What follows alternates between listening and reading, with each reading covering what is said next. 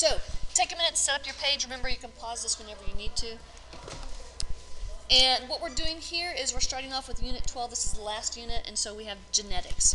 So we're going to start with, and we went over these TEKs the other day for you guys.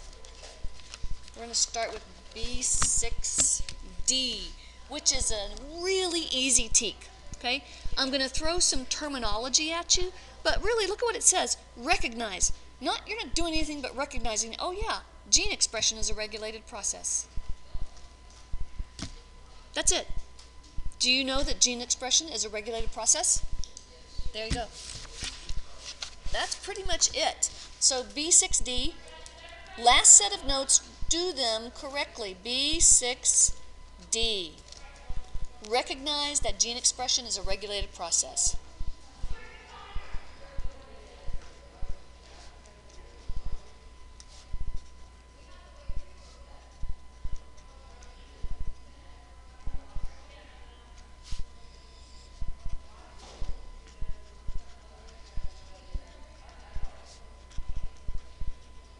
Okay, so when I say regulated, it means that it's controlled.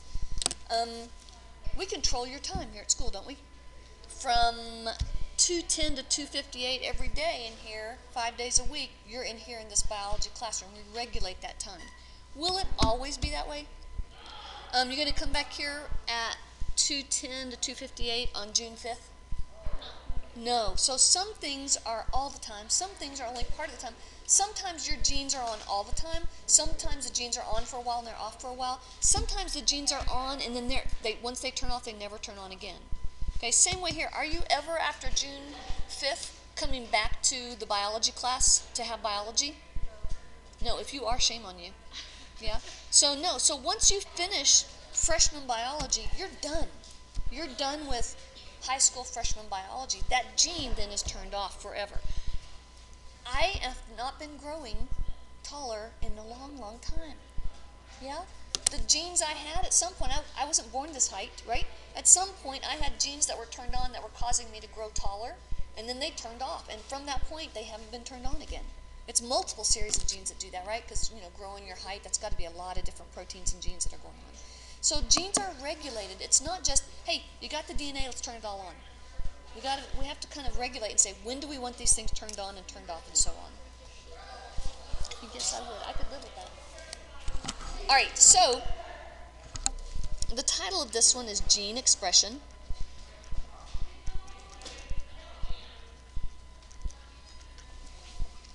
Let's see if I like this one.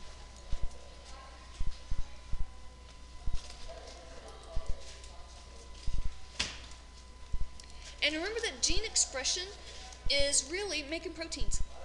When you express your genes, you are making proteins.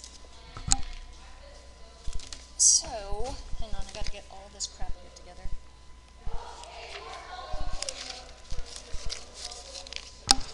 Alright, I'm sorry, yeah. Only if they're externally. Yeah. Okay, so gene expression here.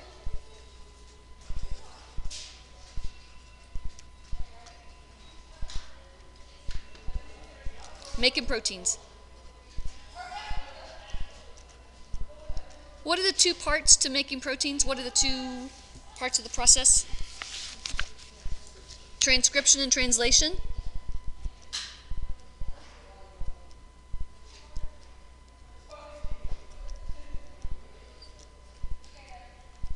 So we have these making proteins, transcription and translation. When we say gene expression, if you just said that means making proteins, we're done.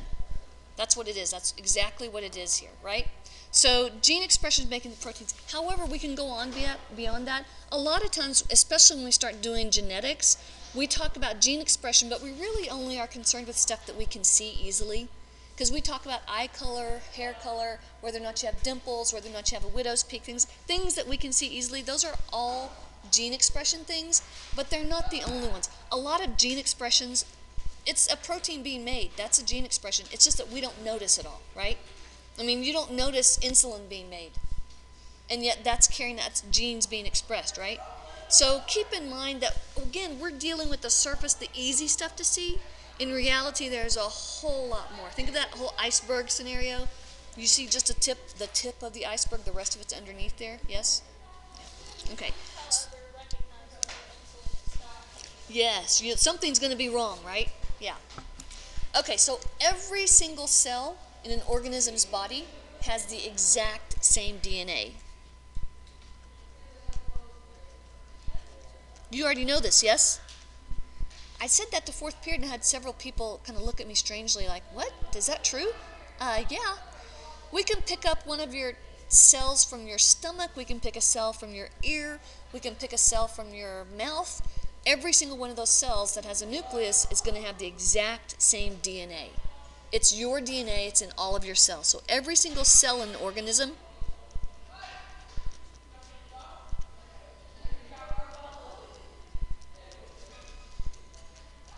has the exact same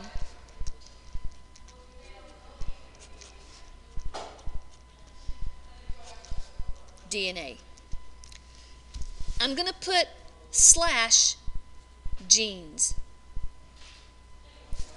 Because a lot of times we talk about DNA as a whole, but when in reality what we're really thinking about are the genes. If you need to stand up so you can stay awake, do that. And the genes are the ones that are, it's got the information to make that protein here. So I'm going to put a box around genes. You shall too. Genes, and this is plural, but my definition is going to be singular. A gene is a section of DNA that has the instructions to make one protein.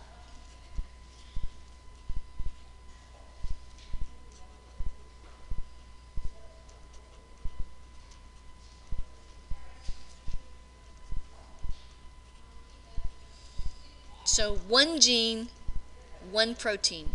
You might have 300,000 different genes. That means you can make 300,000 different proteins in your body. Some of the proteins are actually, again, physically going to be making up, like your hair is mainly made of protein, your muscles are made of protein. Some of them are actively going to be made of that. Some of them, however, control the making of other stuff, like that. That's made of protein. But I'll tell you, when you eat extra sugar, extra starches, there's sugars, when you eat that extra sugar, your proteins might be spit out and say, hey, and tell your digestive system, take that extra sugar and turn it into fat. So the fat itself is not made of protein, but the protein is the one that tells your body to take the sugar, don't just get rid of it, but take it and put it and turn it into fat and save it in case you need it later. Yes? So it's all ultimately controlled by those proteins. So every single cell in your body has the exact same DNA, but not every cell is exactly the same. Why don't all of your cells look exactly alike? They have the exact same stuff, exact same DNA, exact same genes. Why doesn't every single cell in your body look alike? Because what? Okay, they don't all perform the same function. Why don't they? They all have the exact same DNA, the exact same genes. Why aren't they all the same? Why don't they do the same function? Okay, what did you say? Cell differentiation, and what did you add to that? Okay, we've got to. They do different things. We have to have them do different things. The key is cell differentiation, right? We know they're different, yes? Why are they different? Here's the key. Gene expression is regulated. Okay? So not all genes are expressed in every cell. That's why we have cell differentiation.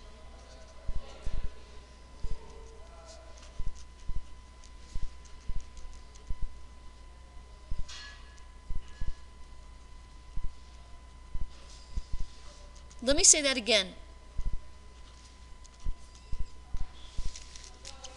We need our cells to do different functions, yes? They absolutely are differentiated, yes? Why is that? They are differentiated because, why are they differentiated?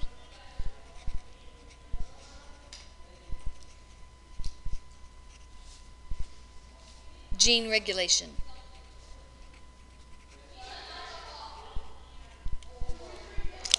So not all genes are expressed. They are regulated. Which ones are expressed, which ones are not. Yeah? That's exactly what that means. The other one is not all genes are expressed all the time. So here's 1, here's 2. Not all genes are expressed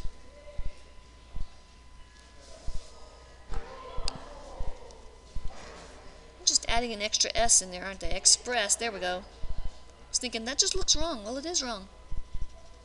Okay, expressed all the time.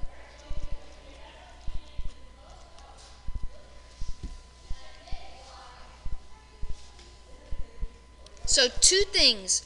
Not every gene is expressed in every cell. Your big toe really doesn't need to put out that protein that tells your digestive system to change that sugar to fat, does it? Your big toe is not controlling the digestive system, right? More than likely, it's the cells that are lining the small intestine whose genes are turned on to say, hey, don't just dump that sugar out. Keep that sugar and let's convert it into fat and put it into our fat cells and save it for a rainy day, right? It's those cells that are part of that system that are going to be controlling that.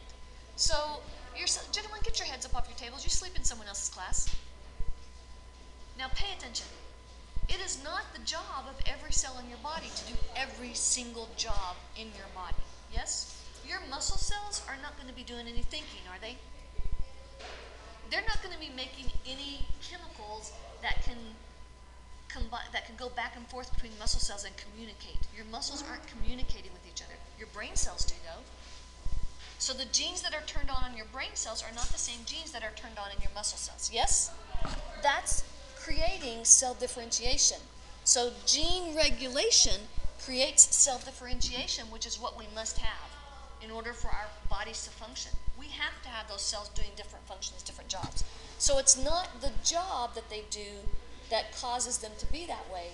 It's the regulation of the genes that causes them to be differentiated so that they can do different jobs. Put that earbud out of your ear, please. Okay, so gene expression is when you have genes activated and deactivated. I'm sorry, gene regulation. Hang on, let me put all 3 words together so you've got it all in there together. Gene expression, it's an awkward regulation. There we go. Gene expression regulation means you have activated or deactivated genes.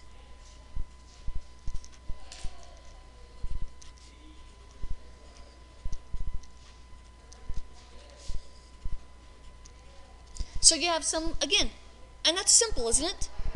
Sometimes they're turned on, sometimes they're turned off. Sometimes they're never turned on in a cell. The only thing your fat cells do is hold fat. That's it.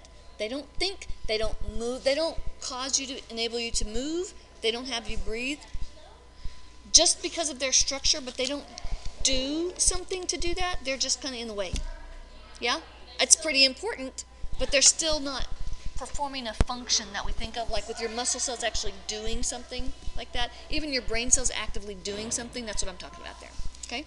So, again, they're activated or deactivated genes. That's what when you talk about gene expression being regulated, we're talking about turning on and turning off. These are the words that you're going to see on the STAR questions. They'll talk about having activated genes or deactivated genes. That's what you're looking for here. That's the whole key here. But it's really complex. It's so complex that they don't even understand fully what's going on here. We can have a couple of things going on. We have internal factors that affect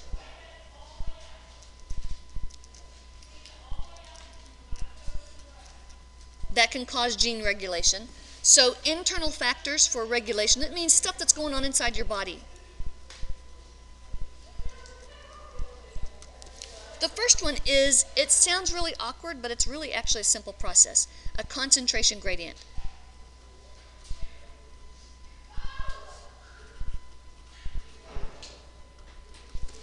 Okay, so for example, I have this hand sanitizer, and it's got an odor to it. If I spray it up here, is the smell going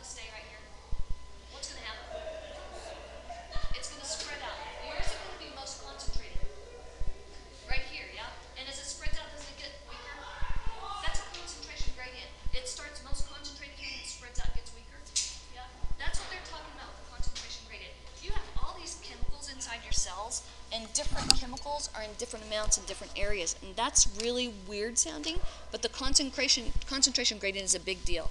Second one, hormones. Hormones can cause genes to turn on and off all the time. There are genes that turn the hormones on and start secreting those. There are genes that turn them off. Your metabolism. So in general, I think I mentioned this before, and people don't get it quite right. Talked about the fact that there's a very narrow range for normal in humans. So if you're gaining weight or losing weight, or you just can't seem to lose weight, don't blame someone and say, oh, you just have a fast metabolism, that's why you don't gain weight. That's not what it is at all. Okay? So at your age, you basically all have similar metabolisms. If you compare your group to a younger kid group, they have faster metabolisms, so a little bit slower than the teenage group, but still yours is faster than as an adult. That's why right now a lot of you guys can eat a pizza all by yourself and not to gain weight. Yeah, so you have this group. And then as an adult, you're basically, for females around 16, 17, for males around 22 or 21, 22.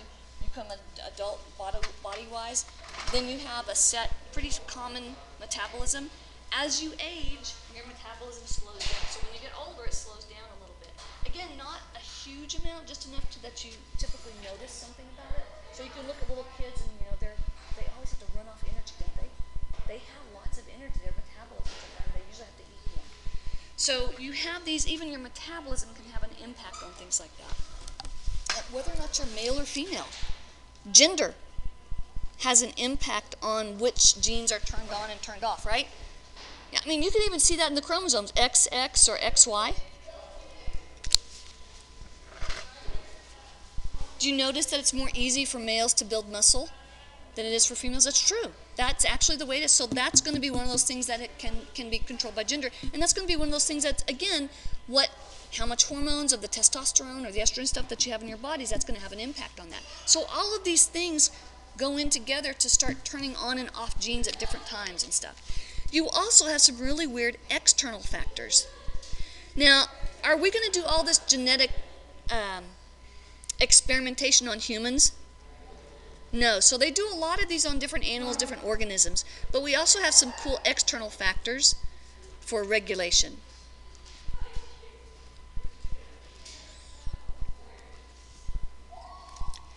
The first thing, and this is really interesting to me, scientists can use techniques to activate or deactivate genes. They've done this before. Scientists in the lab,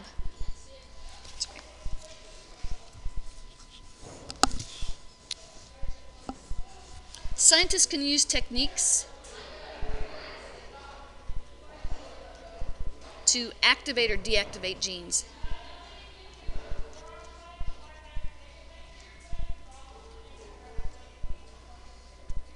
Okay, so I read a little short article the other day.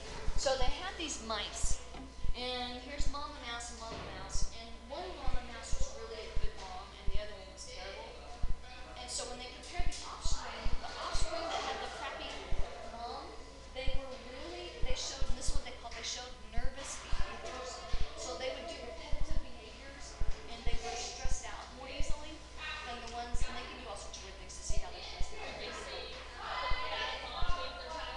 No, in essence, it's an outside factor. So yeah, in essence. So what they did is they said, okay, so let's have them together, and we're gonna take one of the babies from the bad mom, and we're gonna put it with the good mom, and that baby never showed any of the stress of the nerves things. And then they took one of the good mom's babies and put it with the bad, and he started showing those tendencies.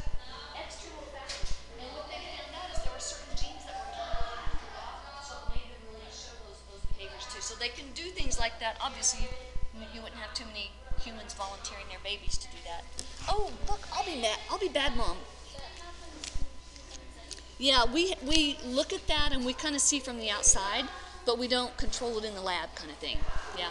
And with humans, again, there are so many other factors, even with mammals like mice, but they can kind of narrow down and get rid of some of those factors.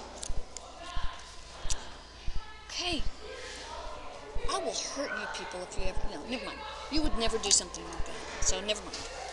Okay, so external factors, we have things, drugs, and when I say drugs, I'm talking illegal drugs.